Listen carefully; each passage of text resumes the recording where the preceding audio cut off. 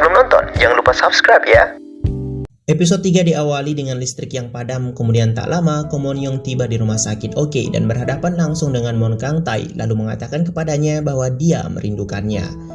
Namjoon menuju ke bawah dan terkejut melihat keduanya bersama. Mon Kang Tae membawa Ko Mon Young keluar karena Ko Mon Young mengaku dia menginginkannya karena dia cantik dan memperingatkan bahwa dia selalu mendapatkan apa yang diinginkannya. Ko Mon Young dipanggil ke kantor penerimaan untuk mendiskusikan kondisi ayahnya dan dampak kognitif yang ditimbulkan. Mereka kemudian memintanya untuk mengambil bagian dalam program terapi rumah sakit dengan menyediakan kelas literatur untuk pasien. Ko Mon Young tentu saja langsung menolaknya. Ketika di ruangan staf, segalanya menjadi sedikit canggung untuk Mon Kang Tae ketika Ko Mon Young masuk dan mencoba menyentuhnya. Dia mengusirnya keluar saat Namjoon kebetulan lewat. Ko Mon Young mengikuti Namjoon di luar dan keduanya berbicara tentang Mon Kang Tae. Bertekad untuk mendapatkan apa yang diinginkannya, Ko Mon Young mencoba memberi tumpangan pada Mon Kang Tae dan menyarankan mereka melakukan pertemuan dan menyapa dengan saudaranya. Mon Kang Tae mengatakan bahwa jika terburu-buru tidak akan berhasil. Saat larut malam, Ko Mon Young berkendara di tengah-tengah hutan dan dia berhenti di depan sebuah rumah besar yang ditinggalkan. Rumah itu diyakini dihantui setelah semua hal buruk terjadi di dalamnya.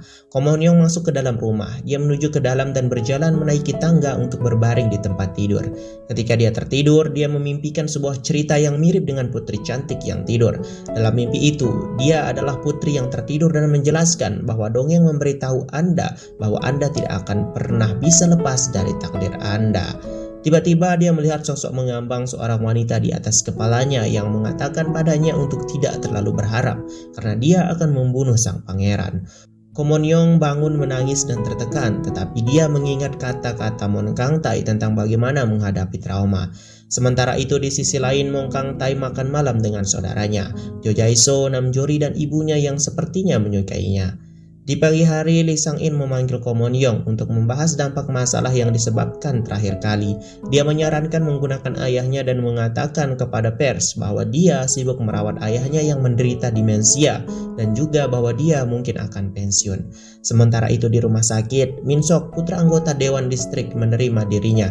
Dia memberitahu Mon Kang Tae apa yang terjadi ketika dia mendapat masalah setelah mencoba membayar minuman semua orang di sebuah klub.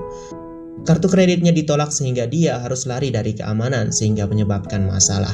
Di sisi lain, Jae-soo meminta bantuan Mon Sang Tae di restoran barunya untuk menggunakan kemampuan seninya. Dia juga berjanji akan membayar Mon Sang Tae. Ko Mon Young datang ke rumah sakit jiwa untuk memberikan kelas sastra pertamanya, di mana dia harus memberikan beberapa kebenaran yang keras tentang dongeng. Dia menyebutkan bahwa karma akan selalu menggigit kembali dan dongeng adalah stimulun yang membuat kita menghadapi kenyataan. Begitu mereka menerimanya, maka mereka akan bahagia. Setelah itu, Mon Kang Tae bertanya kepada Ko Mon Young apa maksud yang dikatakan tentang menerima kenyataan. Ko Mon Young yang mengubah pembicaraan dan menyebutkan memiliki mimpi yang penuh gairah tentang dirinya. Lalu Ko Mon Young mengatakan apakah Kang Tae ingin tidur dengannya. Semua orang mendengar hingga Kang Tae membawa Ko Mon Young keluar dari ruangan dan menanyakan tentang permainan apa yang telah dia mainkan. Kang Tae kemudian mendorongnya untuk pergi. Ko Mon Young kemudian berhadapan muka dengan ayahnya. Mon Kang Tae membawa saudaranya menemui direktur rumah sakit yang mengatakan kepadanya bahwa dia berbakat menggambar. Dia memintanya untuk menggambar pemandangan dari jendelanya di dinding dan mengatakan kepada Mon Kang Tae bahwa itu adalah yang diresepkan untuk saudaranya. Mon Sang Tae setuju tetapi dia bertanya berapa dia akan membayarnya. Saat berada di rumah, Mon Kang Tae mengetahui bahwa saudaranya menyimpan uang untuk membeli pan camping. Dia mengungkapkan bahwa dia ingin membelinya untuk mereka karena dengan cara itu mereka tidak perlu berpindah sepanjang waktu. Mon Kang Tae tersentuh dan mengatakan kepadanya bahwa semua yang dia butuhkan adalah dia. Bagi Mon Kang Tae, Sang Tae adalah segalanya baginya. Hari berikutnya di rumah sakit, Min Sok menyebabkan keributan di rumah sakit karena telah melarikan diri. Dia berlari keluar dan berhadapan tepat dengan Ko Mon Young.